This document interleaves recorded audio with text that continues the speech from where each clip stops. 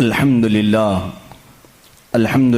الحنان المنان الذي خلق الإنسان وعلمه البيان والصلاة والسلام على رسوله سيد الإنس والجان وعلى آله وأصحابه ذوي الخير والإحسان أما بعد فأعوذ بالله من الشيطان الرجيم بسم الله الرحمن الرحيم قل يا أيها الناس إني رسول الله إليكم جميعا الذي له ملك السماوات والأرض لا إله إلا هو يحيي ويميت فآمنوا بالله ورسوله النبي الأمي الذي يؤمن بالله وكلماته واتبعوه لعلكم تهتدون صدق الله مولانا العظيم۔ بارگاہ رسالت معاب صلی اللہ علیہ وسلم میں درود پاک کا ہدیہ پیش کریں۔ اللہم صلی علی سیدنا و مولانا محمد معدن الجود والکرم وآلہ واصحابہ الکرام وابنہ الکریم وبارک وسلم صلاة دائمة سرمدا ابدا۔ عزیزان گرامی وقار، آج اس عظیم المرتبت، اس باوقار شخصیت کی بارگاہ میں ہم خراج عقیدت پیش کرنے کے لیے حاضر ہیں، جنہیں عشاق کے امام نے یوں کہا، اللہ کی سرتاب قدم شان ہے یہ، اللہ کی سرتاب قدم شان ہے یہ، انسان ہی انسان وہ انسان ہے یہ، قرآن تو ایمان بتاتا ہے انہیں اور ایمان یہ کہتا ہے میری جان ہے یہ۔ اس عظیم بارگاہ میں ہم آج خراج عقیدت پیش کرنے کے لیے حاضر ہیں، جس کو امام عشق و محبت نے یوں اپنے الفاظ میں کہا تھا، سب سے اعلیٰ و اولا ہمارا نبی، سب سے بالا و والا ہمارا نبی، سارے اونچوں میں اونچا سمجھیے جسے، ہے اس اونچے سے اونچا ہمارا نبی، سارے اچھوں سے اچھا سمجھیے جسے، ہے اس اچھے سے اچھا ہمارا نبی۔ اسی لیے آج نہایت ہی ادب و احترام کی محفل ہے۔ ہمارا عقیدہ تو یہ ہے، وہ نام پاک آتے ہی بے اختیار ہمارے انگوٹھے لبوں تک چلے جاتے ہیں اور چوم کر کے ان کو ہم آنکھوں سے لگا لیتے ہیں، صرف اس بنیاد پر کہ اس نام میں اتنی مٹھاس ہے کہ بار بار چومنے کو دل کرتا ہے۔ اس رسول گرامی وقار صلی اللہ تعالیٰ علیہ وسلم کی بارگاہ میں ہم آج خراج عقیدت پیش کرنے کے لیے حاضر ہیں، جن کی تعریف لکھتے لکھتے قلم ٹوٹ گئے، جن کی تعریف بیان کرتے کرتے زبانیں سوکھ گئیں، جن کی مدح و ثنا میں عشاق، شاعران بلبلان باغ یا انادیل اندلیب گلشن رسالت اور دیگر جتنے بھی محبت کرنے والے ہیں، ان کی زندگیاں ختم ہو گئیں، اور انہوں نے اخیر میں جا کر کے ایک ہی جملہ کہا، لا یمکن الثناء کما کان حق ہو بعد از خدا بزرگ توئی قصہ مختصر، کہا تمہاری تعریف تو کسی بشر کے حق میں ہو ہی نہیں سکتی، کوئی بشر کیا تمہاری تعریف کرے، تمہاری ثنا کا حق ادا کوئی نہیں کر سکتا۔ خلاصہ یہ ہے، حاصل کلام یہ ہے، خدا کے بعد اگر کوئی مرتبہ ہے تو یا رسول اللہ وہ آپ کا ہے۔ اسی کو امام عشق و محبت بریلی کے تاجدار نے یوں کہا، لیکن رضا نے ختم سخن اس پہ کر دیا، خالق کا بندہ خلق کا آقا کہوں تجھے۔ وہ خالق کا بندہ ہے اور خلق کا آقا ہے، ایک ہی فیصلہ کیا ہے، خالق کا بندہ ہے اور خلق کا آقا ہے۔ یہی قرآن کہہ رہا ہے، قل یا ایھا الناس انی رسول اللہ الیکم جمیعا، اے محبوب آپ فرما دیں تمام انسانوں سے۔ یہاں دیکھیں، توجہ کریں، قرآن میں یہ نہیں آیا یا ایھا الذین آمنوا، اے محبوب آپ کہہ دیں اے ایمان والو، نہیں، رب تعالیٰ فرماتا ہے اے رسول آپ فرما دیں، کس سے؟ اے انسانوں، جس کے اندر بھی انسانیت ہوگی اس کو رسول بلا رہے ہیں، کیا کہہ کر کے؟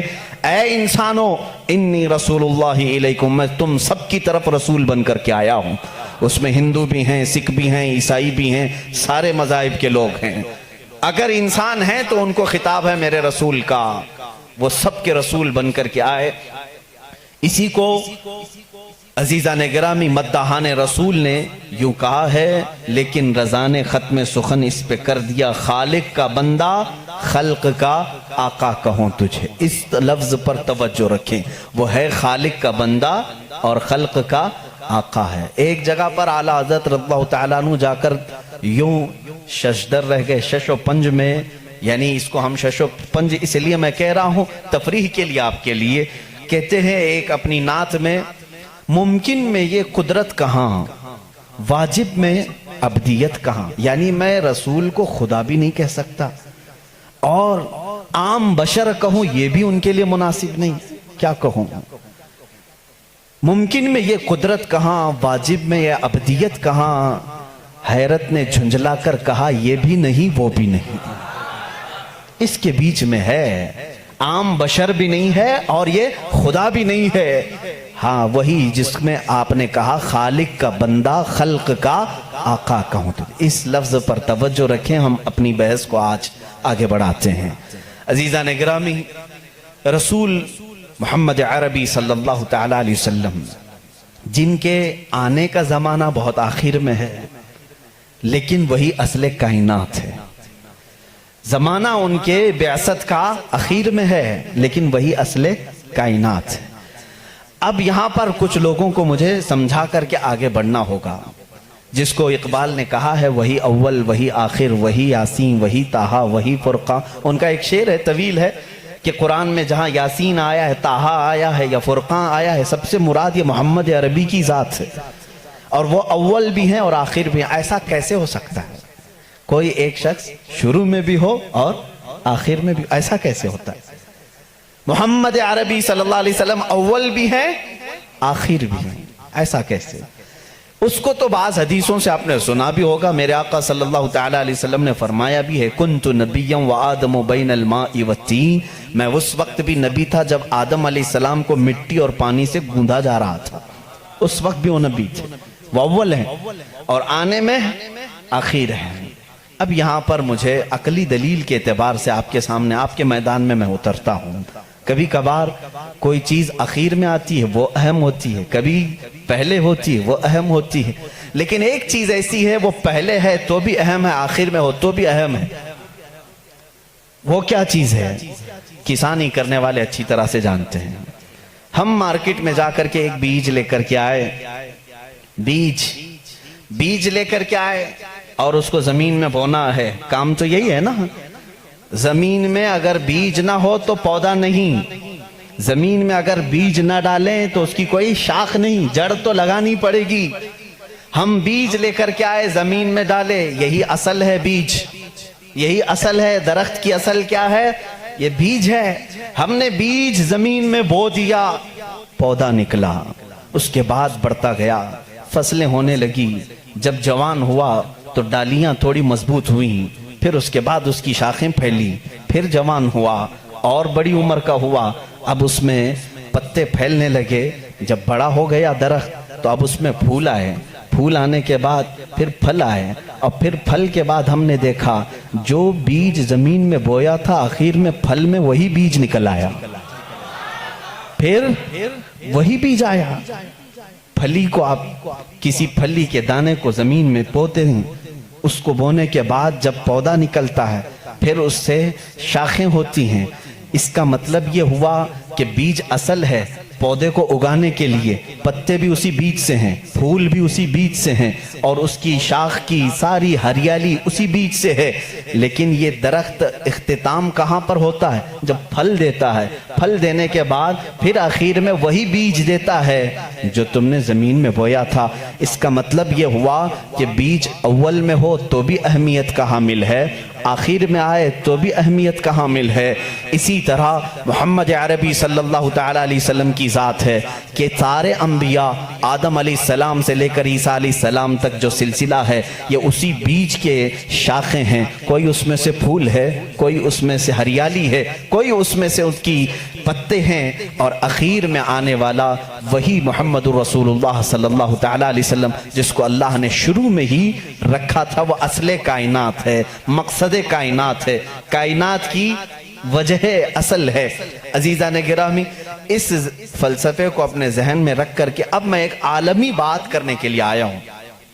جب اس رسول کے بارے میں ہم اتنی بڑی بات کہتے ہیں، وہی اول ہے وہی آخر ہے، اور خدا کے بعد محمد عربی صلی اللہ علیہ وسلم اور خدا کے درمیان کوئی تیسرا مقام نہیں ہے۔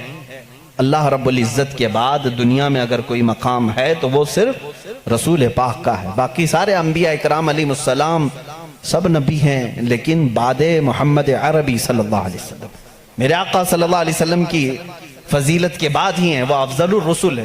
جب ہم اتنی بڑی بات کرتے ہیں تو کیا وہ رسول صرف مکہ والوں کے لیے آئے تھے؟ کیا وہ رسول صرف عربی لوگوں کے لیے تھے؟ کیا وہ رسول صرف ان کے ارد گرد رہنے والوں کے لیے آئے تھے؟ نہیں میرے عزیزوں، قرآن کہتا ہے وَمَا أَرْسَلْنَاكَ إِلَّا كَافَةً لِلنَّاسِ بَشِيرًا وَنَذِيرًا، اے رسول ہم نے سارے انسانوں کے لیے آپ کو بشیر و نذیر بنا کر بھیجا ہے، سارے انسانوں کے لیے، چاہے وہ امریکہ کا رہنے والا ہو، یوکے کا ہو، افریقہ کا ہو، کسی بھی جگہ کا ہو، کسی بھی جگہ کا ہو، انسان اگر ہے تو اس انسان کی طرف میرا نبی رسول بن کر آیا ہے۔ اس رسول کا آنے کا مقصد صرف مکہ نہیں ہے، ایک علاقہ نہیں ہے، ایک شہر نہیں، ایک ملک نہیں، بلکہ وہ آفاقی رسول ہے۔ اس سے پہلے جتنے بھی رسول آئے ان کو ان کی قوم کا رسول بنا کر بھیجا گیا تھا۔ وَمَا أَرْسَلْنَا مِن رَّسُولٍ إِلَّا بِلِسَانِ قَوْمِهِ، اللہ فرماتا ہے ہم نے جس رسول کو بھی بھیجا ہے ان کو اپنی قوم کی زبان کے ساتھ بھیجا، اور ایک خاندان کے لیے بھیجا، یا کبھی ایسا ہوا کہ ایک ملک کے لیے بھیجا، ایک گاؤں کے لیے بھیجا، لیکن رسول کریم صلی اللہ تعالیٰ علیہ وسلم کی آمد پوری کائنات کے لیے، پوری کائنات کے لیے۔ اب اس میں ایکسپشن کچھ بھی نہیں ہے، کائنات میں آدم علیہ السلام بھی آئے، اور ان کے بعد جتنے نبی آئے وہ بھی شامل ہوئے، اور قیامت تک پیدا ہونے والے جتنے انسان ہیں وہ سب شامل ہوئے، سب اس کائنات میں آئے۔ اب کائنات میں صرف انسانوں کے لیے وہ رسول نہیں آئے، بلکہ ملائکہ کی جتنی لمبی فہرست ہے ان کے لیے بھی وہ رسول ہے، اور پھر اللہ رب العزت کے جتنی مخلوقات ہیں ان سب کے لیے بھی وہ رسول ہے۔ ایک ذات ہے اتنی تکمیل پائی ہوئی، اتنی کامل کہ اس کی تعریف بیان کرتے کرتے زبانیں سوکھ جائیں گی۔ میں اگر رسول کریم صلی اللہ تعالیٰ علیہ وسلم کی رسالت کس کس کے لیے ہے یہ ٹاپک لے کر چلوں، شاید پتہ نہیں کتنے سالوں لگ جائیں۔ وہ تو پرندوں کے لیے بھی رسول ہیں، جانوروں کے لیے بھی رسول ہیں، پرندوں کے لیے کیسے رسول ہیں ایک الگ ٹاپک ہے، وہ جانوروں کے لیے کیسے رسول ہیں وہ الگ ٹاپک ہے، وہ جنات کے رسول ہیں ان میں کیا تبلیغ کریں گے ان کے لیے الگ رسول ہے، الگ ایک ٹاپک ہے۔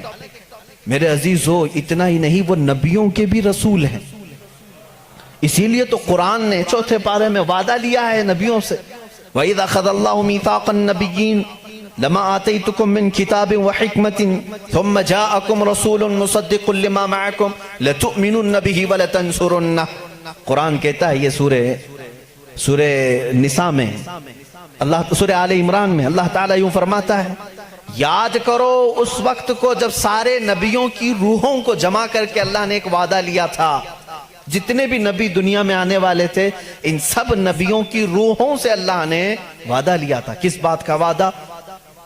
اللہ تعالیٰ ان سب سے وعدہ لیتا ہے کہ میرا ایک آخری رسول آئے گا، اگر وہ تمہارے زمانے میں آ جائے تو تم سب کے سب اس پر ایمان لاؤ گے اور اس کی مدد کرو گے۔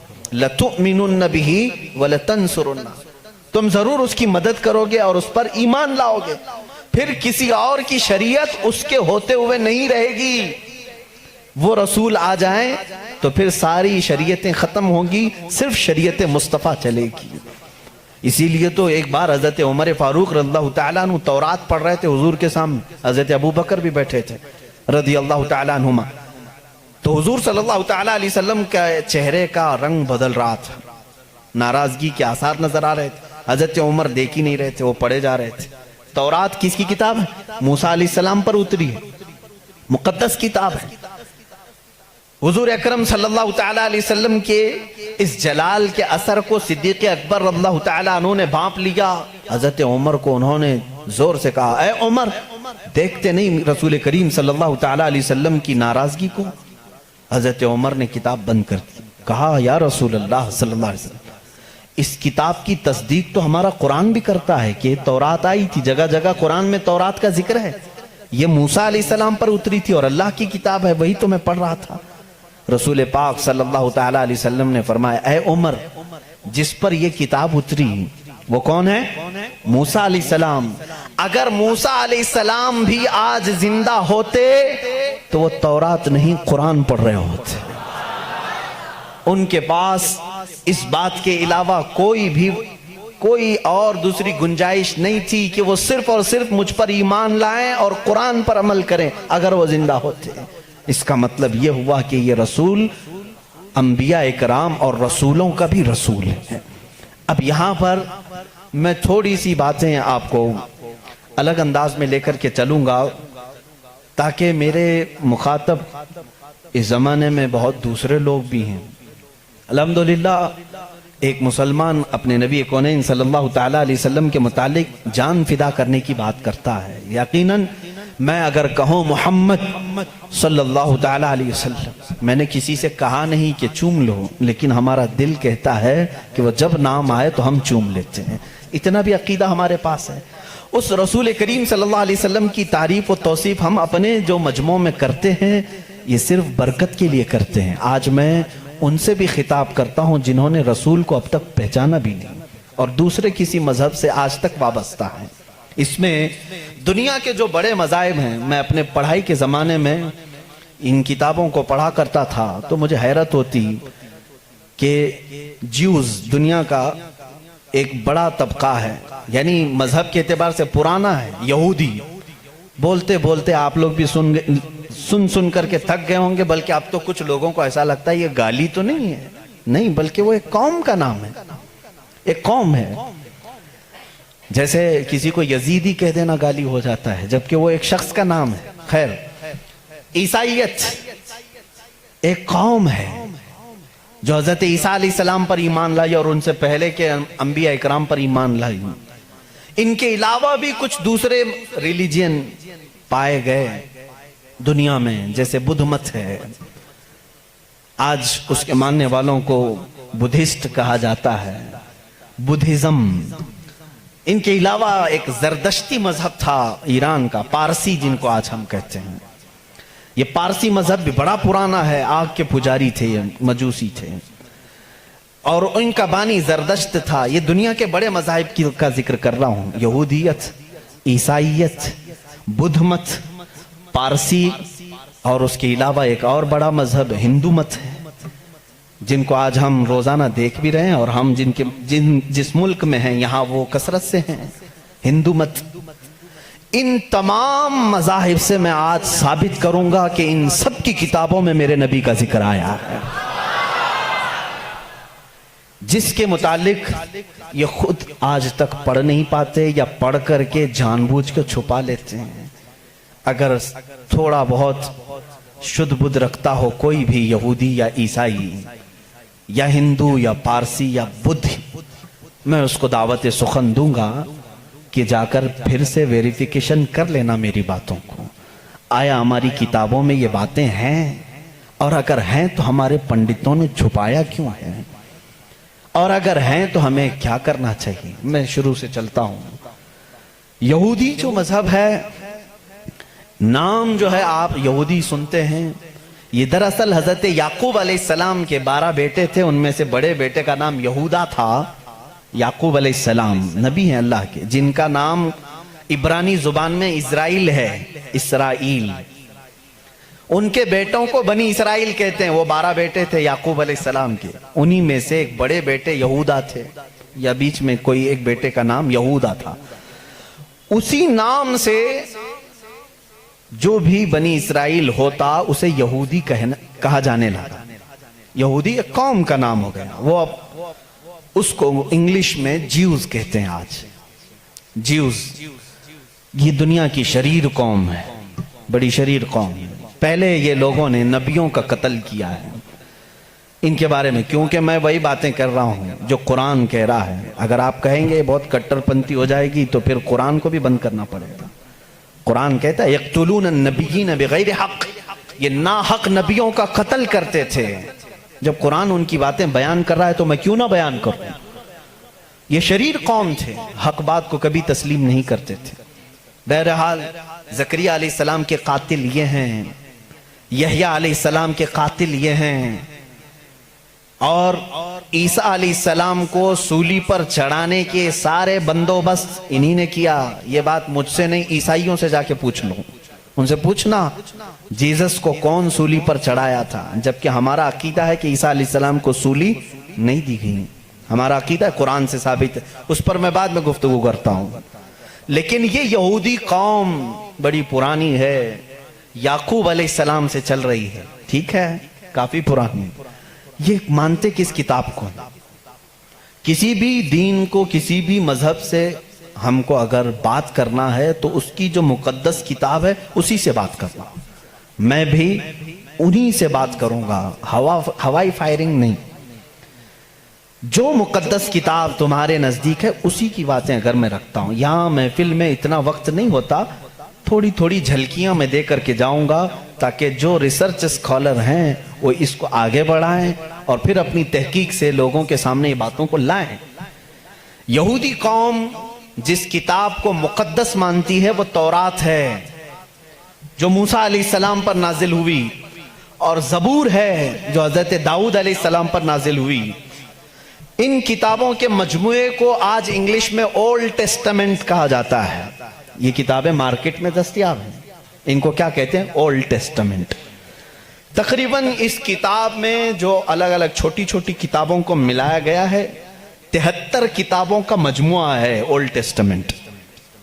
جیسے قرآن میں 30 پارے ہیں نا، پہلا پارہ، دوسرا پارہ، تیسرا پارہ، اس طرح سے اس میں پارے سمجھ لیں یا الگ الگ ٹاپکس۔ یہ کتنے ہیں؟ 73 ہیں۔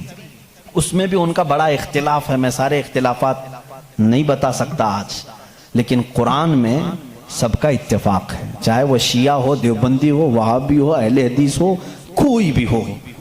جو عقیدہ ہم رکھتے ہیں اہل سنت و جماعت کہ قرآن کے 30 پارے ہیں، سب کا اس بات پر اتفاق ہے۔ لیکن اولڈ ٹیسٹمنٹ پر سب کا اتفاق نہیں، ان میں سے کچھ مذہب 73 مانتے ہیں، کچھ 66 مانتے ہیں، 66 مانتے ہیں، کچھ لوگ 27 مانتے ہیں۔ بہرحال اولڈ ٹیسٹمنٹ میں ایک باب ہے جس کو استثناء کہتے ہیں، ایک پارے کا نام ہے، ایک کتاب کا، ایک جز کا، جس کو ڈیوٹرونومی انگلش میں کہتے ہیں۔ اس میں ایک آیت آئی ہے۔ آیت ظاہر سی بات ہے اللہ کی ہے، آیت اللہ کی ہے اور موسیٰ علیہ السلام پر نازل ہو رہی ہے۔ اللہ تعالیٰ فرما رہا ہے، اے موسیٰ، میں تمہارے بعد تمہارے بھائیوں سے مراد نبیوں میں ایک ایسا نبی بھیجوں گا جو تمہاری ہی طرح سے ہوگا، تمہاری ہی طرح سے ہوگا، لیکن میں اس کے منہ میں اپنی زبان رکھ دوں گا۔ اور دوسری آیت آتی ہے کہ وہ فاران کی چوٹیوں سے چمکے گا۔ یہ فاران کیا ہے؟ یہ فاران کی چوٹیاں کہتے ہیں مکہ مکرمہ میں جو اب پہاڑ ہے، جبل کعبہ، جو خانہ کعبہ کے قریب، انہوں نے اس کو سب ختم کر دیا، آج وہاں پر بادشاہوں کے محلات بنے ہوئے ہیں۔ وہاں فاران کی چوٹیاں کہا جاتا تھا کہ وہ مکہ کا ایک پہاڑ ہے، اور مقدس کتاب اولڈ ٹیسٹمنٹ میں کہا جا رہا ہے کہ وہ چمکے گا کہاں سے؟ فاران کی چوٹیوں سے۔ اب میں اس کی طرف آتا ہوں۔ بیچارے عیسائی کہنے لگے کہ یہ جو بشارت آئی ہے موسیٰ علیہ السلام کو، اس سے مراد ہمارے نبی عیسیٰ علیہ السلام ہیں۔ یہ منہ میاں مٹھو بنتے ہیں۔ اس طور پر اللہ نے کیا فرمایا؟ اے موسیٰ، میں تمہاری ہی طرح ایک رسول بھیجوں گا۔ تمہاری ہی طرح سے مراد کیا ہے؟ عیسیٰ علیہ السلام موسیٰ علیہ السلام کی طرح بالکل نہیں تھے، کیونکہ موسیٰ علیہ السلام کی ماں بھی تھے، باپ بھی تھے۔ عیسیٰ علیہ السلام کی صرف ماں ہے اور باپ نہیں ہے۔ اگر ماں اور باپ والا کوئی رسول ہے تو وہ محمد عربی صلی اللہ علیہ وسلم، میرے آقا کی ماں بھی ہیں، باپ بھی ہیں۔ موسیٰ علیہ السلام کی طرح عیسیٰ علیہ السلام نہیں ہو سکتے۔ یہ میں کرسچن سے کہہ رہا ہوں، عیسائیوں سے کہہ رہا ہوں، جو یہ کہتے ہیں کہ موسیٰ کی بشارت میں ہمارے نبی کا ذکر ہے۔ میں کہہ رہا ہوں نہیں، اس لیے کہ موسیٰ علیہ السلام کی شادی بھی ہوئی تھی، بچے بھی ہوئے تھے۔ عیسیٰ علیہ السلام کی شادی بھی نہیں ہوئی، بچے بھی نہیں ہوئے، وہ 33 سال کی عمر میں آسمانوں پر اٹھا لیے گئے۔ لیکن اگر موسیٰ علیہ السلام کی طرح شادی اور بچے والا کوئی رسول ہے، وہ محمد عربی صلی اللہ علیہ وسلم۔ شادی بھی کیا ہے آپ نے، بچے بھی فرمائے۔ اور دوسری آیت جو موسیٰ علیہ السلام سے یہ کہی گئی کہ وہ فاران کی چوٹیوں سے چمکے گا، میرے عزیزو اس کا مصداق کوئی دوسرا نبی ہو ہی نہیں سکتا۔ میں آپ کو تاریخ بتاؤں، فاران کہاں ہے؟ مکہ میں ہے۔ آدم علیہ السلام سے لے کر حضور اکرم صلی اللہ تعالیٰ علیہ وسلم تک 1,24,000 کم و بیش نبی آئے، لیکن ان میں سے ایک بھی نبی مکہ میں نہیں پیدا ہوئے سوائے محمد رسول اللہ۔ کوئی نبی مکہ میں نہیں پیدا ہوئے، صرف محمد عربی صلی اللہ علیہ وسلم۔ میرے آقا صلی اللہ علیہ وسلم 40 سال تک مکہ مکرمہ میں خاموش رہے، اپنے اخلاق و کردار کو اظہار کرتے ہوئے، لیکن 40 سال کی عمر کے بعد جب اللہ کی وحی آئی، قرآن کی آیتیں آئی، تو سب سے پہلے میرے آقا صلی اللہ علیہ وسلم نے پورے مکہ والوں کو ایک دعوت دے کر جمع کیا تھا۔ کہاں جمع کیا؟ یہی فاران کی چوٹیوں میں۔ یہ پہلا مجمع ہے، پہلا جلسہ ہے میرے آقا کا۔ اسی جلسے میں میرے آقا نے سب سے پہلی مرتبہ یہ اعلان کیا، اے مکہ والو، میں محمد اللہ کا آخری رسول ہوں۔ حضور اکرم صلی اللہ تعالیٰ علیہ وسلم کا یہ فرمان عالی شان ہی، جس کو موسیٰ علیہ السلام کی تورات میں کہا گیا کہ وہ فاران کی چوٹیوں سے چمکے گا، الحمدللہ وہ رسول فاران کی چوٹیوں سے جو چمکا وہ آج تک چمک رہا ہے۔ چمک تجھ سے پاتے ہیں سب پانے والے، میرا دل بھی چمکا دے چمکانے والے، برستا نہیں دیکھ کر ابر رحمت، بدوں پر بھی برسا دے برسانے والے۔ یا رسول اللہ میں مجرم ہوں آقا، مجھے ساتھ لے لو کہ رستے میں ہیں جا بجا تھانے والے، ہمارے تو روڈ پر ہی ہیں۔ بہرحال یا رسول اللہ ہم کو اپنے ساتھ لے لیں، جا بجا ہیں تھانے والے تو سمجھتے ہوں گے، اعلیٰ حضرت نے شعر میں ذکر فرمایا۔ بہرحال ایک اولڈ ٹیسٹمنٹ کی ایک ہی بات میں نے کہی، جیوز سے یہ پوچھیں جا کر کے کہ یہ ذکر آیا ہے موسیٰ کے بعد ایک نبی آنے والے، وہ کون سے نبی ہیں؟ ان کی یہ صفت بیان کی گئی ہے ڈیوٹرونومی استثناء میں، اولڈ ٹیسٹمنٹ میں یہ ذکر آیا ہے، وہ کون ہے، وہ کون سا رسول ہے، آخر تم ہی بتا دو۔ وہ آج تک نہیں بتائیں گے، وہ کہتے ہیں کہ شاید آنے والا ہے، اس رسول کے بعد اب کون اور آنے والا ہے، اب کون آنے والا ہے؟ چلو اس کو نہیں مانتے، دوسری بات میں کہتا ہوں، سلیمان علیہ السلام کو بھی یہ بہت مانتے ہیں۔ کون؟ جیوز، یہودی، جن کو انگلش میں سولومن کہا جاتا ہے۔ سولومن، حضرت سلیمان علیہ السلام کو یہ سولومن کہتے ہیں۔ ایک کتاب یہودیوں کے پاس اور مقدس ہے، songs of Solomon. Songs of Solomon کا مطلب حضرت سلیمان علیہ السلام جو مناجات کرتے تھے اللہ کی بارگاہ میں، وہ اشعار ہوتے تھے عبرانی زبان کے، جیسے ہم کہتے ہیں یا الہی رحم فرما مصطفیٰ کے واسطے، یہ دعا ہے نا۔ سلیمان علیہ السلام اس طرح دعائیں جو کرتے تھے، وہ سارے انہوں نے اس کو سانگس کہا ہے، اور اس کو جمع کیا گیا ہے سانگس آف سولومن نام سے۔ اس میں تو شک کی گنجائش ہی نہیں، کیونکہ حیرت اس بات کی ہوگی، وہ عبرانی زبان جس کو آج ہیبرو کہتے ہیں، اسرائیل میں آج بھی بولی جاتی ہے۔ یہ اسرائیل جو دیکھ رہے ہیں نا آپ، جو ناسور ہے، کینسر کا پھوڑا ہے پورے دنیا کے بیچ میں، یہی اسرائیل کی بات میں کر رہا ہوں۔ یہ آج بھی جو بولی بولتے ہیں وہ ہیبرو ہے، ہیبرو اس کو عبرانی کہتے ہیں۔ اس زبان میں آج بھی سانگس آف سولومن، حضرت سلیمان علیہ السلام کے مناجات میں یہ لکھا گیا ہے، سب سے پیارا، سب سے مبارک، سب سے شان والا، جس کی اللہ کے ہاں پہنچ ہے، جس کی اللہ کے ہاں مرتبت ہے، اس کا نام محمد ہے۔ یہ کون کہتا تھا؟ سلیمان علیہ السلام۔ اور نام لفظ محمد آج بھی موجود ہے عبرانی زبان میں، آج بھی لفظ محمد، اور اس کے ساتھ لفظ ام آیا ہے۔ ام کہتے ہیں بڑا محترم شخص جس کی سارے لوگ عزت کریں، سلیمان علیہ السلام کہتے ہیں وہ ام ہے، ام ہے۔ ام کا مطلب ہیبرو میں ہے سب سے زیادہ عزت والا، اور سلیمان علیہ السلام نے وہ کر کے بھی دکھایا۔ وہ تخت پر جو بیٹھتے تھے سلیمان علیہ السلام، اس تخت کو جب آپ حکم دیتے ہواؤں میں اڑ، تو وہ اڑنے لگ جاتا، جہاں کا آپ کو سفر کرنا ہوتا آپ سفر کرتے تھے۔ اور وہ تخت ایسا نہیں کہ ایک اڑن تشتری ہے چھوٹی سی، بلکہ اتنا بڑا تخت تھا کہ آپ کے دائیں جانب 500 نبی اس زمانے کے بیٹھتے تھے، بائیں جانب 500 اولیاء امت بیٹھتے تھے، اور وہ تخت جب اڑتا آسمانوں پر ہواؤں کو اللہ نے ان کے لیے مسخر کر دیا تھا۔ اور وہ جس طرف حکم کرتے اڑتا تھا. ایک مرتبہ یہ بھی اسرائیلی روایات میں بھی موجود ہے, سلیمان علیہ السلام اڑتے ہوئے جا رہے تھے, یہی تخت پر بیٹھے ہوئے, اچانک آپ نے تخت کو نیچے اترنے کا حکم دیا اور سارے لوگوں سے کہا پیدل چلو. تخت اٹھا کر لے جایا گیا, پیدل چلنے لگے, بہت لمبا عرصے تک, لمبی مسافت پیدل چلنے کے بعد پھر آپ سوار ہوئے, پھر سب کو سوار کر لیا, پھر ہوا کو کہا کہ اس تخت کو اڑا لے جائے فلاں سمت میں.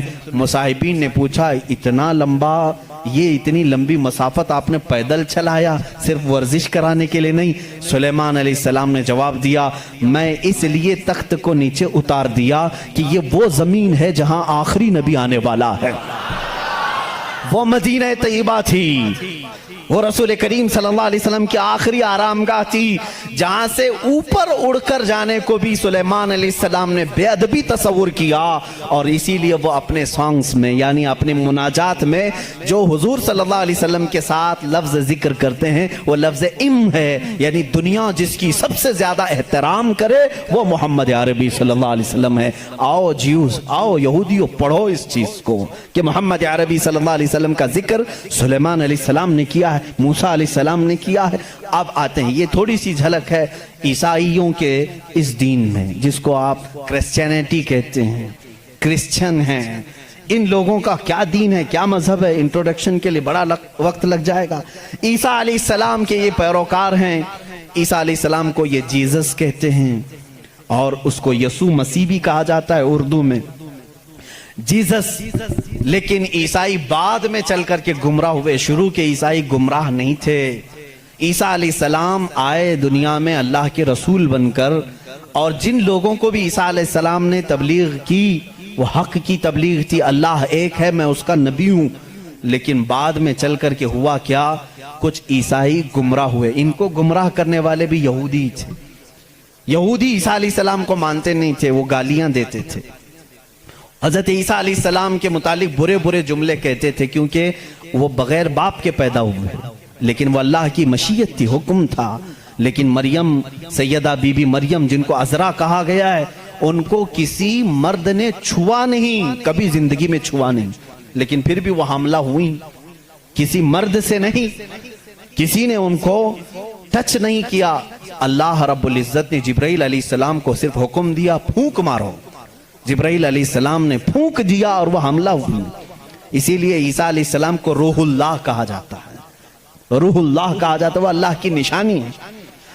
لیکن بعد کے عیسائی گمراہ ہوئے, یہ کیا کہنے لگے, نہیں ان میں آ کر کے بھی انہوں نے ہی شرپسندی پھیلائی ہے یہودیوں نے, کہ نہیں عیسیٰ جو ہے وہ در حقیقت خدا کا بیٹا ہے, مریم خدا کی بیوی ہیں اور عیسیٰ بیٹے ہیں. اس لیے کچھ لوگ ٹرائنیٹی کے قائل ہو گئے, تثلیث جس کو کہتے ہیں, تین خداؤں کو ماننا. یہ عیسائیوں کے دین میں آ گیا, یہ تین خدا ماننے لگ گئے. ایک اللہ کو بھی مانتے ہیں, دوسرے روح مقدس کو بعض لوگ, اور بعض لوگ بی بی مریم کو خدا کہتے ہیں, تیسرے حضرت عیسیٰ علیہ السلام جیزس گاڈ کہتے ہیں, مریم کو میری کہتے ہیں, میری بھی گاڈ ہے, اور اللہ رب العزت کو یہ فادر کہتے ہیں, گاڈ فادر کہتے ہیں. بہت سارے مسلمان یہ جملہ یوز کرتے ہیں, وہ ہمارے گاڈ فادر ہیں, فلاں گاڈ فادر ہے. ہرگز نہ استعمال کریں. اللہ کو باپ کہنا اسلام میں جائز ہی نہیں. لم یلد ولم یولد, نہ اس سے کوئی پیدا ہوا نہ وہ کسی سے پیدا ہوا. ہمارا عقیدہ یہ. لیکن عیسائی بعد میں گمراہ ہوئے اور وہ تین خداؤں کا عقیدہ رکھنے لگ گئے. اب میں آ کر کے چلتا ہوں آگے. عیسائیوں کو اگر میں بتاؤں کہ تمہارے دین میں اصل بات کیا ہے جو عیسیٰ علیہ السلام کہہ گئے جو آج تم نہیں کر رہے ہو, وہ صرف یہی بات ہے. عیسیٰ علیہ السلام اپنے حواریین سے کہتے ہیں میں تمہیں ایک ضروری بات سناتا ہوں جس کو سننا ضروری ہے. اس کا حوالہ بھی میں دے دوں. یہ کہاں ہے, یہ بات کہاں ہے, کیونکہ میری باتوں کا ہو سکتا ہے ری ویریفیکیشن ہو, کراس ویریفیکیشن ہو, اور معلومات کرنے کے لیے میں آپ کو حوالہ دیتا ہوں, ریفرنس دیتا ہوں. عیسائیوں کی جو مقدس کتاب ہے اس کو نیو ٹیسٹمنٹ کہتے ہیں, بائبل بھی کہتے ہیں. اولڈ ٹیسٹمنٹ جو تورات ہے, نیو ٹیسٹمنٹ جو بائبل ہے. آپ سب کو یہ نالج ہونی چاہیے, معلومات ہو. عیسائیوں کی یہ مقدس کتاب بائبل یہ ایک نہیں ہے، یہ چار ہے، چار حصے ہیں اس کے، کیونکہ عیسیٰ علیہ السلام کے چار شاگردوں نے لکھا ہے۔ بائبل کے چار نسخے آج بھی مارکیٹ میں ہیں۔ بائبل متی کی، جس کو میتھیو کہتے ہیں انگلش میں، بائبل لوکا کی، جس کو لوکیو کہتے ہیں، بائبل مرقس کی، جو عربی میں کہہ رہا ہوں اس کو مارکیوس کہتے ہیں، اور یوحنا کی، جس کو جان کہتے ہیں، جیسے جان جوزف کہتے ہیں، جان ابراہیم کو ابراہم کہتے ہیں۔ یہ تمام وہی الفاظ ہیں جن کو انگلش میں تبدیل کر دیا گیا ہے۔ بات بہت سوکھی تو نہیں ہو رہی ہے؟ آپ کے لیے یہ نالج کی ضرورت ہے، میں علم کے لیے یہ بات ضرور آج کرنا چاہتا ہوں۔ محمد ہمارے بڑی شان والے ہیں۔ میرے آقا صلی اللہ تعالیٰ علیہ وسلم کا تذکرہ آخر اللہ تعالیٰ پرانی کتابوں میں کیسے نہیں کرے گا؟ وہی اول ہیں، وہی آخر ہیں، تو اول ہمیشہ سے اس کا وجود دنیا میں رہے گا ہی رہے گا۔ تو بائبل کے یہ جو چار نسخے ہیں، اب ان چاروں نسخوں میں سے میں سب کی بات نہیں کروں گا۔ جو بائبل یوحنا کی ہے، جس کو جان کہتے ہیں، جان جو بائبل ہے، اس کے اندر یہ تحریر ہے، یہ آیت ہے جس میں عیسیٰ علیہ السلام کہہ رہے ہیں، اے میرے حواریوں، اے میرے چاہنے والوں، میں تمہیں ایک وصیت کر کے جا رہا ہوں، وہ کرنا مجھے تمہارے لیے ضروری ہے کہ میرے بعد ایک رسول آئے گا جو تمہاری مدد کرے گا۔ لوگ مجھ پر الزام لگائیں گے، وہ میری پاکی بیان کرے گا۔ لوگ میری ماں کو برا کہیں گے، وہ میری ماں کو طاہرہ کہے گا، پاکیزہ کہے گا۔ اور میرے بعد ایک نبی آئے گا، تم سب اس کے انتظار میں رہنا، اور اس کے انتظار میں رہنا اور اس کے تعاون میں رہنا۔ لوگوں نے پوچھا، ہم اس کو کیسے پہچانیں؟ اس کو کیسے پہچانیں؟ وہ کہاں سے آئے گا؟ کیسے آئے گا؟ عیسیٰ علیہ السلام نے وہ بھی ہلکا کر دیا اور کہا، اس کی ایک علامت یہ ہے، جب تک میں دنیا سے جاؤں گا نہیں، وہ آئے گا نہیں۔ جب تک میں دنیا سے جاؤں گا نہیں، وہ آئے گا نہیں۔ پوچھا کیوں؟ کہا اس لیے کہ اس کے زمانے میں دوسرا کوئی نبی ہوگا ہی نہیں، کیونکہ وہ خاتم النبیین۔ اللہ اللہ، ان عیسائیوں سے قادیانیوں کو سیکھنا چاہیے۔ ان کا عقیدہ تو یہ تھا۔ عیسیٰ علیہ السلام یہ اپنے حواریین سے کہہ رہے ہیں، جان بائبل کی کتاب، اس میں یہ تحریر موجود ہے، یہ عبارت موجود ہے۔ اور اس میں لوگوں نے پوچھا، ہم اس کو کیسے پہچانیں؟ کیا ہیں اس کی نشانیاں؟ کیا ہیں؟ تو ایک یونانی ورڈ ہے، آج بھی بائبل میں ہے، پیریکلیٹوس نام سے، انگلش میں اس کو پیریکلیٹوس کہتے ہیں۔ یہ لفظ آج بھی کتابوں میں موجود ہے، آج بھی ہے، اور ان ظالموں نے اس کا ترجمہ الگ الگ کیا۔ عیسیٰ علیہ السلام نے کہا تھا کہ وہ پیریکلیٹوس ہوگا، تم اس کو پہچانو گے، تو اس کا ترجمہ یہ لوگ کرتے ہیں وہ ایسا ہوگا ویسا ہوگا، بلکہ حقیقت میں یہ یونانی ورڈ کا ترجمہ ہوتا ہے نہایت ہی رحم دل، بلکہ ہر انسان کے لیے وہ رحمت ہوگا، ہر انسان کے لیے رحمت ہوگا۔ بلکہ اس کے ترجمے میں، پیریکلیٹوس کے ترجمے میں کہا گیا ہے، جو جانوروں سے بھی اچھا سلوک کرے، جو کائنات کی ہر چیز سے اچھا سلوک کرے، اسے پیریکلیٹوس کہا جاتا ہے۔ اب اس کا مصداق قرآن کی آیت میں ہے، وَمَا أَرْسَلْنَاكَ إِلَّا رَحْمَةً لِّلْعَالَمِينَ۔ اس رسول ہی کو اللہ نے رحمت کہا ہے، جس کو عیسیٰ علیہ السلام کی اس بائبل میں کہا گیا پیریکلیٹوس ہوگا، وہ رحمت ہوگا۔ عیسائی آج بھی لوگوں کو گمراہ کر رہے ہیں، ان کے بڑے، کیونکہ اگر وہ کہہ دیں گے کہ پیریکلیٹوس رحمت والا، وہ مدینے والا ہے، تو ان کا دھندا بند ہو جائے گا۔ یہاں کون آئے گا پاؤں چومنے؟ سب کے سب پھر مدینے کا رخ کریں گے۔ اسی لیے یہ چھپاتے ہیں، لیکن ہم بتاتے رہیں گے انشاءاللہ۔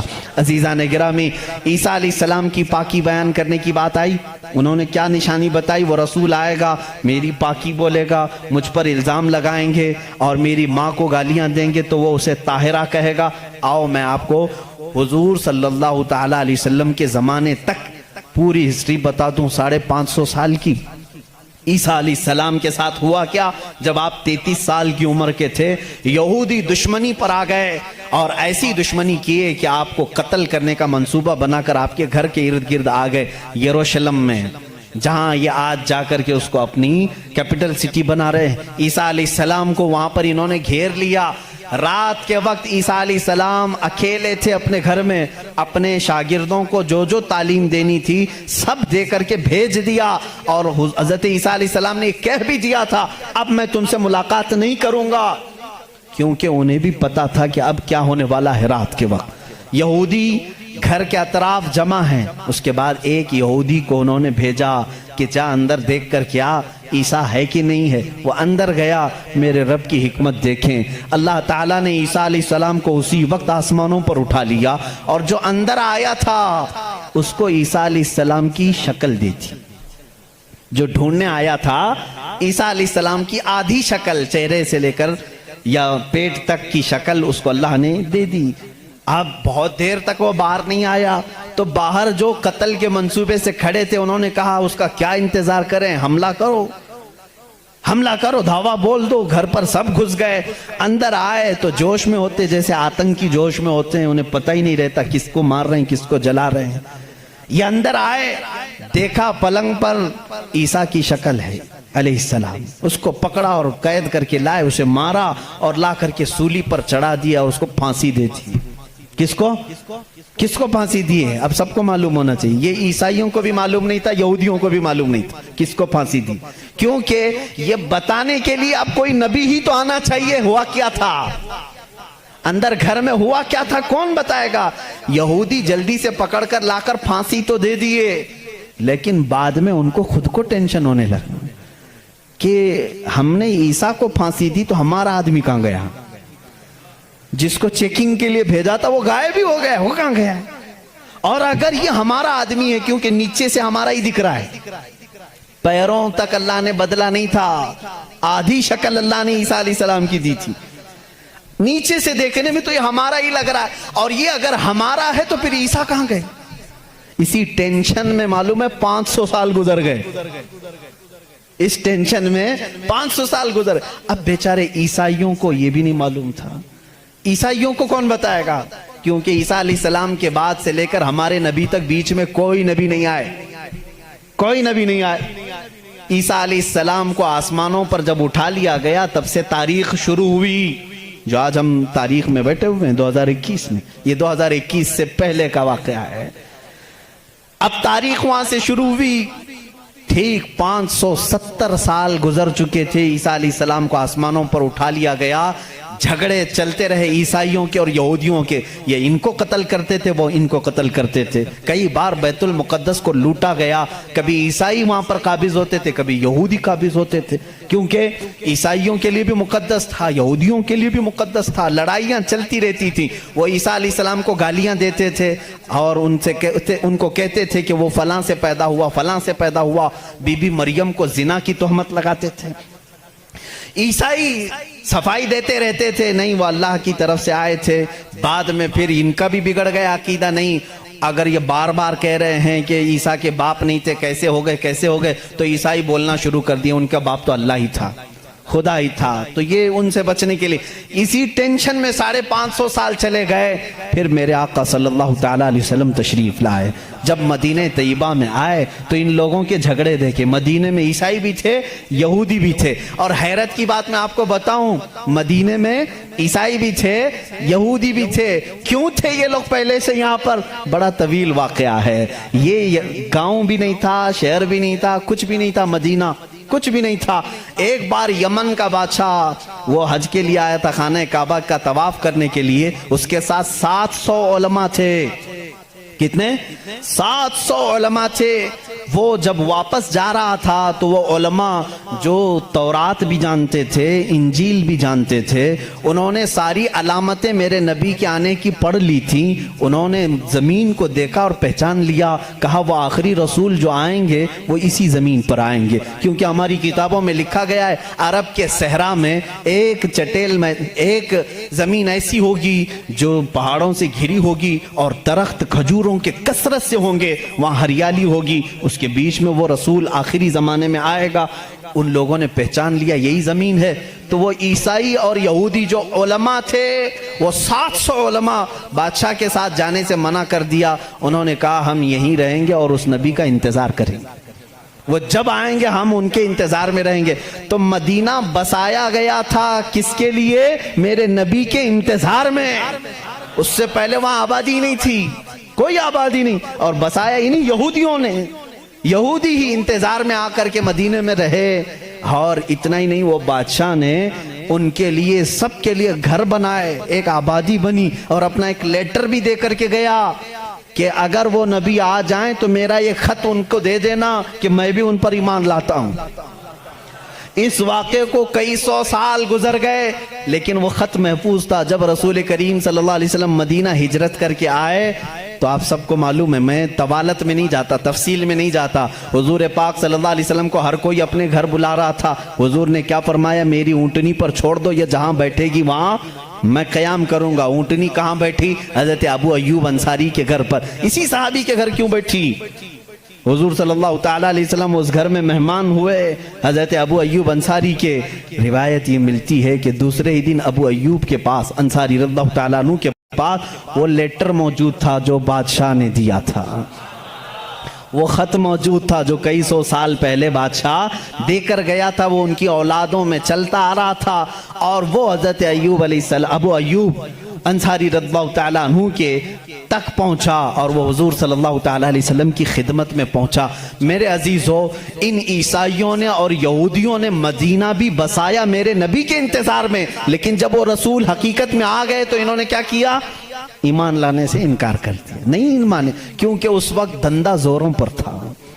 لوگوں کو جو بیوقوف بنانے کا دھندا ہے وہ بابا گیری میں بہت زیادہ تھے، عیسائی بھی اور یہودی بھی۔ لوگوں کو پاگل بنانا، ان سے پیسے ایٹھنا، یہ کاموں میں مصروف تھے۔ اگر وہ نبی کی طرف لوگوں کو کہہ دیں یہی آخری رسول ہے، یہاں کیسے چلے گا پھر کام؟ اس لیے وہ انکار کر گئے۔ اب میں آپ کو بتاتا ہوں، عیسیٰ علیہ السلام نے جو کہا تھا حواریین سے، وہ رسول آئے گا، میری پاکی بولے گا، اور بی بی مریم کو طاہرہ کہے گا جب لوگ ان پر الزامات لگا رہے ہوں گے۔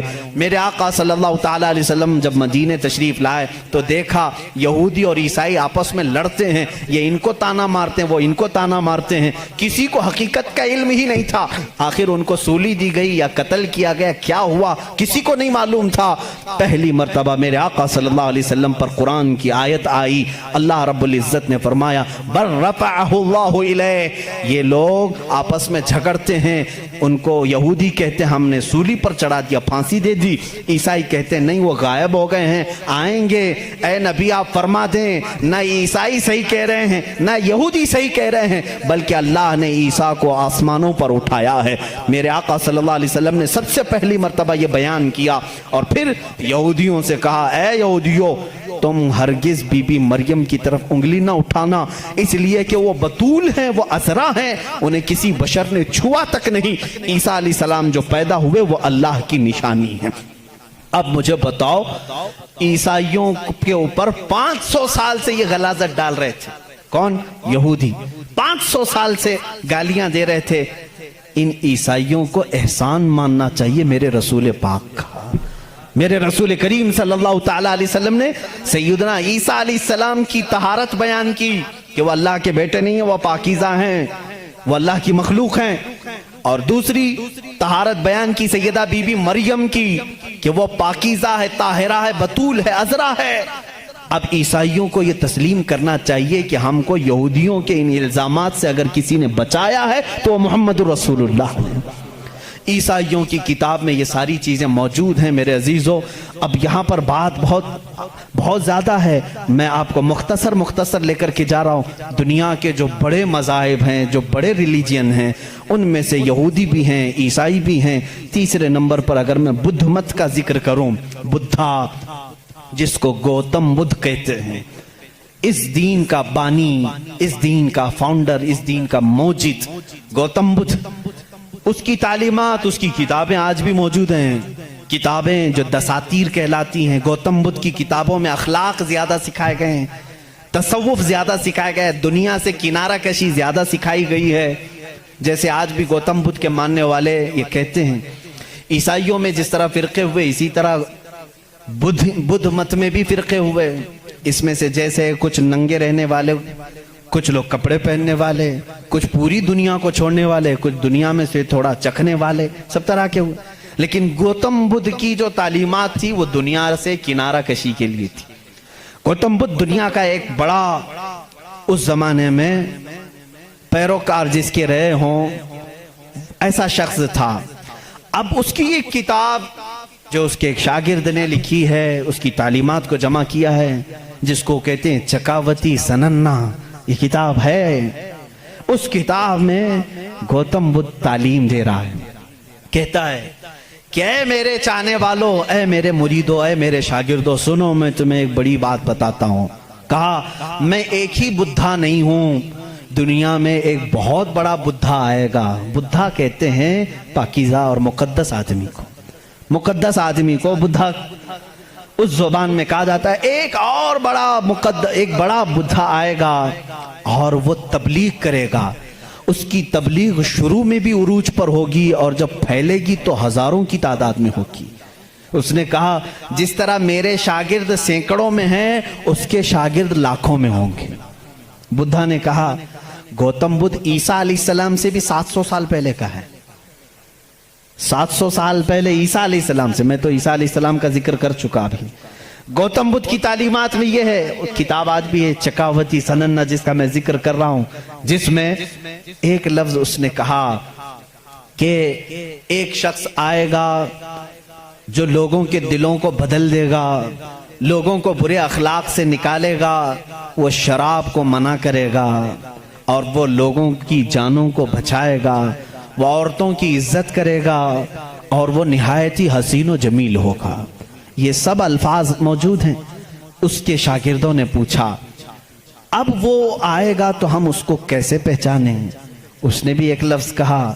اس نے کہا وہ مائتریا ہوگا. یہ وہی الفاظ میں بیان کر رہا ہوں، تھوڑے خشک ہیں، اس کو سمجھ لیں آپ، اس لیے کہ میری تقریر وہ لوگ بھی سنیں گے تو وہ چیک کریں گے. مائتریا ہوگا. گوتم بدھ کہتا ہے وہ آئے گا، وہ اس کو مائتریا کہیں گے. مائتریا کہیں گے. مائتریا کا اب لفظ کا ترجمہ نکالنا پڑے گا کہ کیا ہے یہ، حقیقت میں اس کا معنی کیا ہے. مائتریا کا جب عربی میں ٹرانسلیٹ کیا گیا تو اس کو کہا گیا رحمت للعالمین. اس نے کہا اس کو کہا جائے گا مائتریا. مائتری کا مطلب ہوا سارے جہانوں کے لیے جو رحمت ہوگا. مجھے بتاؤ میرے عزیزوں، سارے جہانوں کے لیے رحمت میرے نبی کے علاوہ کون بن کر آیا؟ قرآن کہتا وما ارسلناک الا رحمت للعالمین. اے محبوب ہم نے آپ کو سارے جہانوں کے لیے رحمت بنا کر کے بھیجا ہے. گوتم بدھ نے پھر جو نشانیاں بتائی ہیں وہ حیرت کی ہیں، حیرت کی ہیں. اس کا ایک خادم تھا انندا نام سے. اس خادم کو لے کر کے وہ ہمیشہ چلتا تھا اور اس کی وہ بڑی حفاظت کرتا تھا انندا.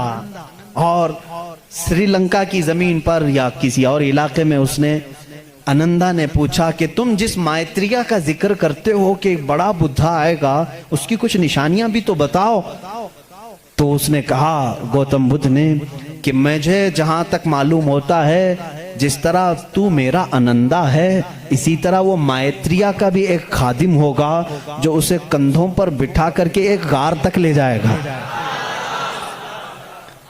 اور دوسرے کچھ الفاظ میں اس کی تشریح بعض لوگوں نے کہا وہ حضرت انس رضی اللہ تعالیٰ عنہ ہیں جو حضور صلی اللہ علیہ وسلم کے خادم تھے، ہمیشہ حضور کے ساتھ رہتے تھے، ہر جنگ میں حضور کے ساتھ تھے، ڈیفنس کے لیے رہتے تھے حضرت انس رضی اللہ تعالیٰ عنہ. بہرحال اس نے پھر پوچھا انندا نے گوتم بدھ سے کہ بدھا اس کی اور کچھ نشانیاں بتاؤ کہ جب وہ آئے گا تو کیسا ہوگا. تو اس نے کہا کہ وہ پیدا ہوگا تو صبح ہو رہی ہوگی، وہ پیدا ہو رہا ہوگا صبح ہو رہی ہوگی. جس سہانی گھڑی چمکا طیبہ کا چاند. میرا نبی کس وقت دنیا میں آیا ہے؟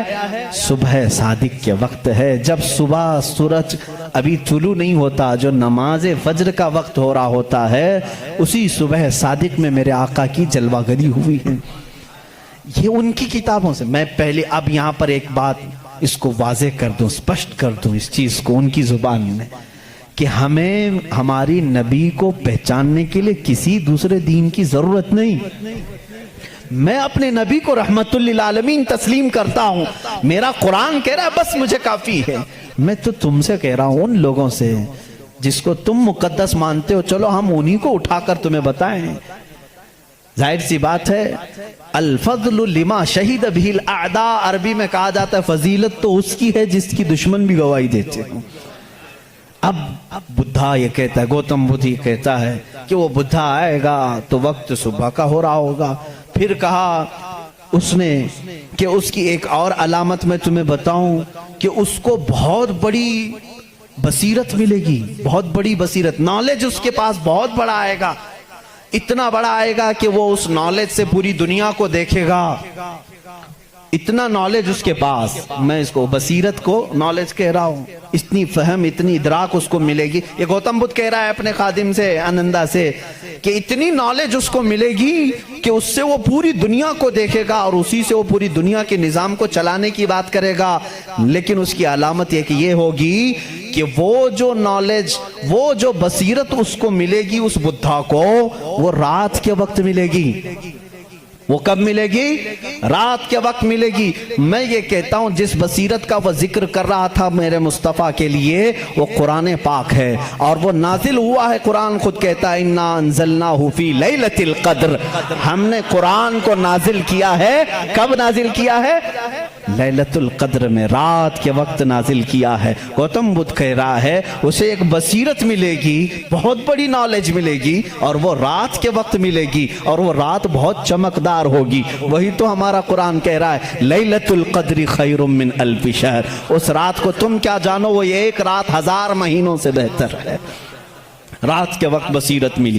تیسری اور ایک اس نے علامت بتائی، اس کے خادموں نے بہت پوچھا، انہوں نے پوچھا اچھا کیا، باقی بدھوں کے لیے پوچھا، اور اس نے کہا کہ اس کی ایک اور علامت تم دیکھو کہ وہ مائتریہ جو ہے، وہ جو سب سے بڑا بدھا ہوگا، وہ جب دنیا سے جا رہا ہوگا تو وہ بھی رات کا وقت ہوگا، دنیا سے جا رہا ہوگا وہ بھی رات کا وقت ہوگا، لیکن اس کے چلے جانے کے بعد کوئی اس جیسا بدھا قیامت باقی کبھی نہیں آئے گا، کبھی نہیں آئے گا، اور اس رات اندھیرا ہوگا۔ یہ سب اس نے، یہ چکاوتی سننا جو کتاب میں بتا رہا ہوں اس میں، اور کچھ دساتیر ہیں اس میں یہ باتیں بیان کی گئیں۔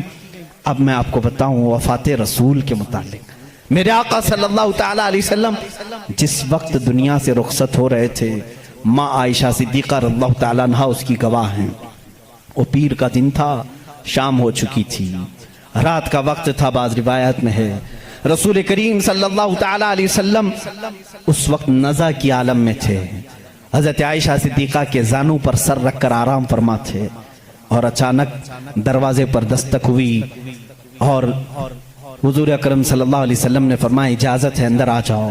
حضرت عائشہ نے کہا کون ہے جو اندر آ رہا ہے، اس حالت میں آپ کی تکلیف ہے ابھی؟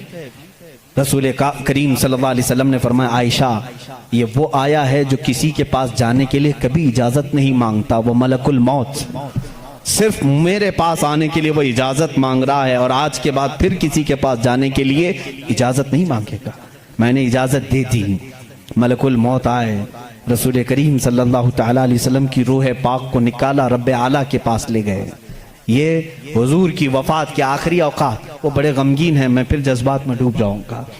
حضور اکرم صلی اللہ تعالیٰ علیہ وسلم جب وفات پائے، حضرت عائشہ صدیقہ رضی اللہ تعالیٰ عنہا کو خبر ہی نہیں تھی اس چیز کی، وہ باتیں کرتے ہوئے مصروف تھی، حضور اکرم صلی اللہ تعالیٰ علیہ وسلم کے ساتھ باتیں کرنے میں وہ مصروف تھیں۔ اچانک صدیق اکبر رضی اللہ تعالیٰ عنہ حجرے میں داخل ہوئے، اندھیرا تھا، اندھیرا تھا، حضور اکرم صلی اللہ علیہ وسلم کے جسم اقدس کے پاس جیسی آئے، حضرت صدیق اکبر نے محسوس کر لیا کہ اللہ کے آخری رسول اب دنیا سے پردہ فرما چکے، آپ اپنے آنسوؤں کو ضبط نہ کر سکے، آپ نے انا للہ پڑھا اور سیدھے میرے آقا کے ماتھے کو بوسہ دیا، اور اس کے بعد روتی ہوئی آنکھوں سے صدیق اکبر نے کہا واللہ لن یجمع الموتین، اللہ کی قسم اب اللہ تعالیٰ دوسری موت کبھی آپ پر نہیں لائے گا، ایک موت آنی تھی وہ آ گئی، اے رسول اب دوسری موت کبھی نہیں آئے گی۔ حضرت عائشہ نے یہ سن کر کے فوراً استعجاب کا اظہار کیا، وہ کہتی ہیں اس وقت تک انہیں احساس نہیں ہوتا کہ یہ آقا رسول کریم صلی اللہ تعالیٰ علیہ وسلم دنیا سے پردہ کر چکے ہیں۔ حضرت عائشہ کو انہوں نے اٹھایا، میرے آقا صلی اللہ تعالیٰ علیہ وسلم کے جسم ناز کو جب انہوں نے سلایا، جانتے ہو یہ وہ رات تھی، یہ وہ رات تھی۔ حضرت عائشہ کہتی ہیں میرے حجرے میں حضور کا یہ آخری دن تھا، لیکن سوئے اتفاق کہ اس رات میرے گھر میں چراغ جلانے کے لیے تیل بھی نہیں تھا، چراغ جلانے کے لیے تیل بھی نہیں تھا۔ یہ روایت مشہور ہے۔ جس رات رسول کریم صلی اللہ علیہ وسلم کی وفات ہوئی وہ اندھیری رات تھی، اور اندھیرا کیوں نہ ہو جب سورج غروب ہو جائے، جب آفتاب غروب ہو جائے تو اندھیرا کیسے نہ ہو۔ لیکن میرے عزیزوں اس بات کو میں یہاں بتانا چاہتا ہوں، بدھوں کی کہ بدھزم میں یہ بات بتائی گئی۔ گوتم بدھ نے یہ خود کہا کہ وہ مائتریا آئے گا تو روشن ہوگا، جب وہ جا رہا ہوگا تو نہایت ہی اندھیرا ہوگا، روشنی نہیں ہوگی، لیکن اس کا چہرہ چمک رہا ہوگا۔ عزیزان گرامی مجھے بتاؤ جتنی علامتیں اس نے بتائی ہیں یہ میرے نبی کے علاوہ کس کی ذات میں پائی جاتی ہیں؟ اور بھی دیگر مذاہب ہیں دنیا کے، وقت نکل گیا۔ زردشتی مذہب جو مجوسی ہیں ان کی بھی کتاب ہے زندہ وسطہ نام سے، یہ فارسی کے لوگ تھے، ایرانی الاصل تھے، آگ کی پوجا کرتے تھے، ان کی کتاب میں بھی لکھا ہے، پارسیوں کی کتاب میں لکھا گیا ہے کہ ایک نبی آئے گا جو عرب میں پیدا ہوگا، وہ آگ کو بجھا دے گا اور کعبے کی طرف سارے لوگوں کے منہ کو موڑ دے گا۔ اس نے کہا اس وقت تک لوگوں کا قبلہ کعبہ نہیں تھا، بیت المقدس کی طرف منہ کر کے پڑھتے تھے۔ زندہ وسطہ کتاب یہ پارسیوں کی کتاب ہے جس میں یہ زردشتی مذہب کو مانتے ہیں، وہ اس میں بشارت دی گئی ہے ایک نبی آئے گا، عرب میں پیدا ہوگا، آگ کو بجھا دے گا اور سارے لوگوں کا منہ کعبے کی طرف پھیر دے گا۔ مجھے بتاؤ کعبے کی طرف کسی اور نبی نے نہیں پھیرا، بلکہ مصطفیٰ کریم صلی اللہ تعالیٰ علیہ وسلم جب مدینہ طیبہ تشریف لائے اس وقت بھی لوگوں کا قبلہ بیت المقدس تھا، بیت المقدس قبلہ تھا۔ حضور صلی اللہ علیہ وسلم 17 مہینے تک بیت المقدس کی طرف منہ کر کے نماز پڑھاتے رہے مدینہ طیبہ میں۔ ایک علاقہ ہے آج بھی وہاں جہاں آج مسجد قبلتین بنی ہوئی ہے، وہاں میرے آقا صلی اللہ علیہ وسلم ظہر کی نماز پڑھا رہے تھے، 2 رکعت ہو چکی تھی۔ بیت المقدس اس طرف ہے، خانہ کعبہ اس طرف ہے، دونوں اپوزٹ سائیڈ میں ہیں۔ بیت المقدس کی طرف منہ کر کے میرے آقا امام ہیں، نماز پڑھا رہے ہیں، پیچھے صحابہ کی صفیں، 2 رکعت ہوئی تھی۔ حضور کے دل میں یہ خیال آنے لگا کاش ہمارا چہرہ کعبے کی طرف ہوتا تو اچھا ہوتا۔ بیت المقدس بھی افضل ہے، لیکن کعبہ وہ ہے جہاں میرے آقا کی ولادت ہوئی ہے۔ میرے آقا کا آبائی وطن، حضور کعبے سے نہایت محبت کرتے تھے۔ اگر ہمارا قبلہ، ہمارے چہرے کا رخ اس طرف ہوتا تو زیادہ اچھا ہوتا۔ یہ دل میں خیال کر کے میرے آقا آسمان کی طرف یوں دیکھ رہے تھے، کب؟ نماز کی حالت میں۔ 2 رکعت ہو چکی ہے، دوسرے پارے کا پہلا صفحہ ہے۔ رب تعالیٰ نے اسی وقت جبرائیل کو آیت دے کر بھیجا، فَلَنُوَلِّيَنَّكَ قِبْلَةً تَرْضَاهَا۔ آیت کہتی ہے قَدْ نَرَا تَقَلُّبَ وَجْهِكَ فِي السَّمَاءِ، اے محبوب ہم آپ کا آسمان کی طرف چہرہ اٹھانا دیکھ رہے ہیں، ہم انقریب آپ کے چہرے کو اسی طرف پھیریں گے جہاں آپ کی خوشی ہے۔ اتنی آیت ہی نہیں آئی، اتنی آیت نہیں آئی، اس کے فوراً بعد اسی آیت میں جبرائیل امین یہ آیت لے کر کے آئے، فَوَلِّ وَجْهَكَ شَطْرَ الْمَسْجِدِ الْحَرَامِ۔ اے نبی دیر کس بات کی، اثر میں نہیں، ابھی آپ اپنا چہرہ کعبے کی طرف فرمائیں۔ خانہ کعبہ کی طرف سارے لوگوں کا قبلہ بدل گیا۔ دیکھو اس رسول کی 2 رکعت بیت المقدس کی طرف ہوئی، آپ پھر گئے، صحابہ پھر پیچھے حضور کے آ گئے، بلکہ ایک روایت میں حضور صلی اللہ علیہ وسلم چل کر کے آگے آئے، آپ امام تھے اور صحابہ پھر صفیں اسی طرح سے۔ وہ نماز نہ ٹوٹی نہ چھوٹی نہ پھوٹی، حالانکہ اس نماز میں رد و بدل ہوا، 2 رکعت اس طرف پھر کر کے، 2 رکعت اس طرف پھر کر کے۔ ہم اگر پھریں گے تو نماز ٹوٹ جائے گی، وہ صحابہ کی نماز ٹوٹی نہیں، اس لیے کہ اس میں درس ہے۔ نماز تو اصل وہی ہے جو فرمان مصطفیٰ کے تابع ہو، رسول جس طرف رخ کرے۔ اور صحابہ کا یہ مذہب بھی تھا۔ کچھ صحابہ بیان کر رہے ہیں، بخاری شریف کی حدیث ہے، مسلم میں حدیث ہے، ایک صحابی سے پوچھا گیا حضور اکرم صلی اللہ تعالیٰ علیہ وسلم ظہر اور عصر کی نماز میں کچھ پڑھتے تھے کہ نہیں پڑھتے تھے؟ سری نماز ہے نا، قرات تو نہیں ہوتی تھی، لیکن حضور امام ہوتے وہ خود بھی خاموش کھڑے ہوتے ہوتے یا پڑھتے تھے؟ یہ بڑا عجیب سوال ہے نا. اب ظہر کی نماز میں حضور کچھ پڑھتے بھی تھے کہ نہیں پڑھتے تھے؟ سب امام خاموش رہتے ہیں، لیکن آپ نے کبھی پوچھا امام صاحب آپ خاموش تو ہیں، سیدھے منہ بند کر کے کھڑے رہتے ہیں یا کچھ آپ ہلکے ہلکے میں پڑھتے ہیں؟ صحابہ سے کسی نے پوچھا، کچھ صحابہ نے کہا نہیں حضور پڑھتے ہیں. سنائی تو کسی کو نہیں دیتا تھا. اس صحابی سے پوچھا گیا کیسے معلوم حضور نماز میں پڑھتے ہیں؟ کہتے ہیں حضور اکرم صلی اللہ علیہ وسلم کی داڑھی ہلتی ہوئی ہم نماز میں دیکھتے تھے. حضور پاک کی داڑھی ہلتی تھی، اس کی علامت ہے کہ حضور کچھ تلاوت کرتے تھے. اب اس صحابی سے پوچھو آپ کا چہرہ کس طرف ہوتا تھا؟ آپ کا چہرہ کس طرف ہوتا تھا؟ نماز تو قبلے کی طرف منہ کر کے پڑھی جاتی ہے، آپ حضور کا چہرہ دیکھ رہے تھے، داڑھی ہلتی ہوئی دیکھ رہے تھے. وہ صحابی کی زبان سے بھی وہی ان کی روح پکارے گی جو اعلیٰ حضرت نے کہا ہے، حاجیو آؤ شہنشاہ کا روزہ دیکھو، کعبہ تو دیکھ چکے کعبے کا کعبہ دیکھو. غور سے سن تو رضا، کعبے سے آتی ہے صدا، میری آنکھوں سے میرے پیارے کا روزہ دیکھو. کعبے کا وہ کعبہ ہے، صحابہ اکرام دیکھتے تھے. تو میں یہاں پر بات یہ کر رہا تھا، زرتشتی مذہب میں، پارسیوں کے مذہب میں جو کتاب ان کی مقدس ہے جس کو زندہ وسطہ کہتے ہیں، اس میں یہ بشارت انہوں نے دی ہے ایک نبی آئے گا، ایک شخص آئے گا، عرب میں پیدا ہوگا، آگ کو بجھا دے گا اور سارے لوگوں کا منہ پھیر کر کے کہاں کرے گا؟ کعبے کی طرف کر دے گا. انہوں نے جو کہا تھا وہ صحیح کہا تھا. وہ رسول محتشم صلی اللہ علیہ وسلم تشریف لائے، اور جس وقت میرے آقا تشریف لائے تھے ایران میں 1000 سال سے آگ جل رہی تھی، اچانک بجھ گئی. آگ بجھ گئی. سارے کاہن اس دن پریشان تھے، اس آگ کو کبھی ہم نے بجھنے نہیں دیا تھا، آج کیسے بجھ گئی؟ وہی دن تھا 12 ربیع الاول کا، جب کسریٰ بادشاہ کے محل میں دراڑ پڑ گئی. جس محل کے بارے میں اس کا چیلنج تھا کہ اس کو دنیا کی کوئی طاقت گرا نہیں سکتی، وہ آج بھی موجود ہے عراق کے ایک شہر مدائن میں. لوگ کہتے ہیں کسریٰ کا محل، ہم دیکھنے کے لیے بھی گئے ہیں کئی مرتبہ. اس میں بیچ میں سے ایک دیوار ایسی ٹوٹی ہے کہ اندر سے آدمی جا آ سکتا ہے، اتنی بڑی دراڑ ہے. بادشاہ اس محل میں بیٹھتا تھا، وہ ٹوٹی کیسے پھٹی کیسے. اس نے بھی بلایا سارے نجومیوں کو، یہ کیا ہو گیا اچانک؟ کسی نے ہتھوڑا بھی نہیں مارا لیکن یہ ٹوٹ گئی. ایران میں ان سارے لوگوں نے بلایا، آگ 1000 سال سے نہیں بجھی تھی، آج کیسے بجھی؟ کسی نے پانی بھی نہیں ڈالا. دونوں جگہ جو نجومی جمع ہوئے تھے سبوں نے ایک ہی جواب دیا.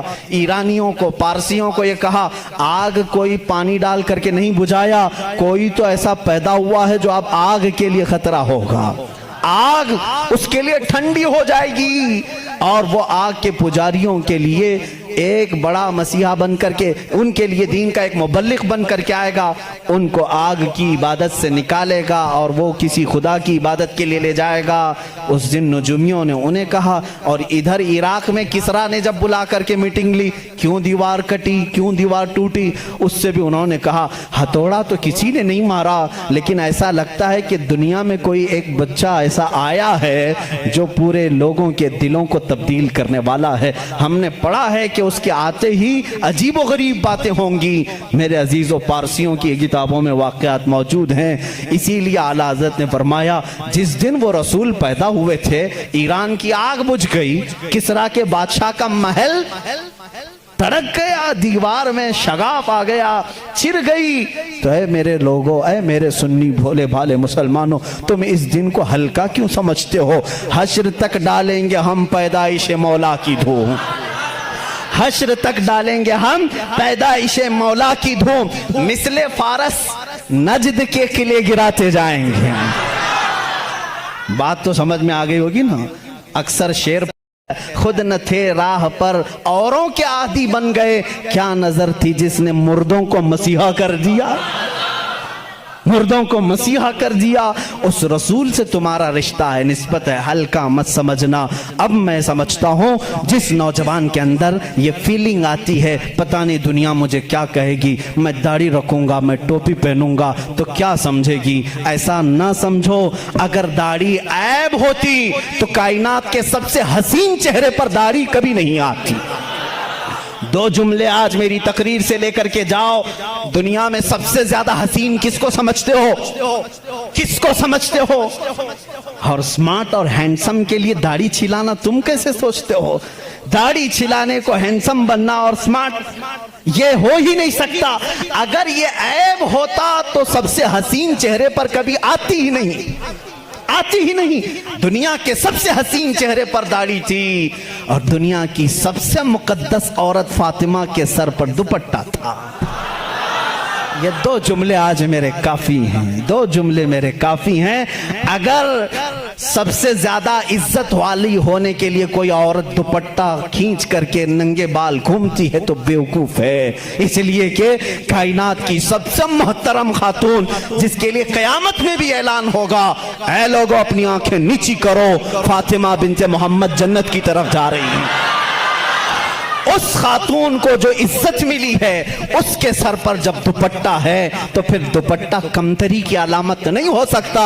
जिसके सर पर दुपट्टा है वो आलीशान है, जिसके चेहरे पर दाढ़ी है वो आलीशान है, इसलिए कि मेरे रसूल का वो गुलाम है। जब कब्र में जाएगा, कुछ हो या ना हो, शक्ल देख करके तो फरिश्ते ये कहेंगे सूरत ये लेकर के आया है जैसे मदीने वाले की थी, मेरे आका सल्लल्लाहु अलैहि वसल्लम की थी।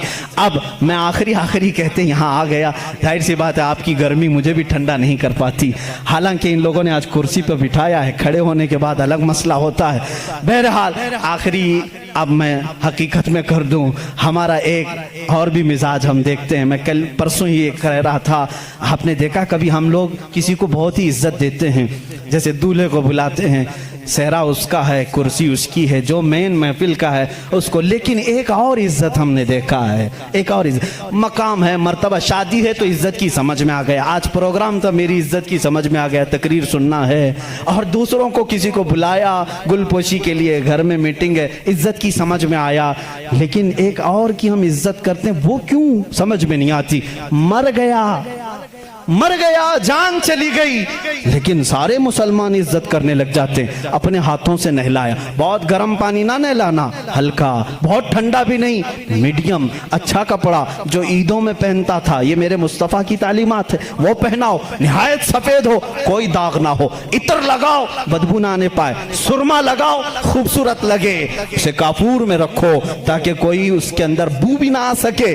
और खींच करके नहीं ले जाना, उठा कर ले जाना, कंधों पर उठा कर ले जाना, और फिर सुन्नी हो तो फूल डाल करके ले जाना, फूल डाल करके ले जाना, और आराम से धक्के ना देना। और फिर यहां तक कहा गया जनाजे के आगे मत चलना, उसे सबसे आगे रखना। ये इतना एहतराम। मर गया भाई, अब दुनिया में उसका क्या काम है, क्यों इतनी इज्जत। नहला रहे हो, पहना रहे हो, खुशबू लगा रहे हो, सुरमा लगा रहे हो, फूल पहना रहे हो, अब कहां उसकी शादी, कांधे पे उठा कर ले जा रहे हो। तब हमें बुजुर्गों ने फरमाया, नादान, इसकी ये इज्जत इसलिए है आज ये रात में जा रहा है जलवा रसूल देखने के लिए। क्या तू जब भी अपने माशरे में हज के लिए कोई जाता है, हाजी को घर बुलाते हैं, दावत करते हैं, फूल पहनाते हैं, चादर डालते हैं, क्यों मियाँ, पूछा हमने क्यों इतना इसकी इज्जत हो रही है। कहते हैं काबा देखने जा रहा है, काबा देखने जा रहा है, हाजी काबा देखने जा रहा है, इतनी इज्जत है। इसीलिए मेरे अजीजों, हम मरने से भी नहीं डरते, हमारी इज्जत इतनी होती है कि हम रसूल का जलवा देखने जा रहे हैं। मेरे अजीजों, इसी पर मैं अपनी गुफ्तगू को खत्म करता हूँ। अब तो पाए नाज से ऐ फरिश्तों मैं क्यों उठूं, अब तो पाए नाज से ऐ फरिश्तों मैं क्यों उठूं, मर के पहुंचा हूँ यहाँ इस दिल रुबा के वास्ते। व आखिर दावाना अनिल हम्दुलिल्लाहि रब्बिल आलमीन।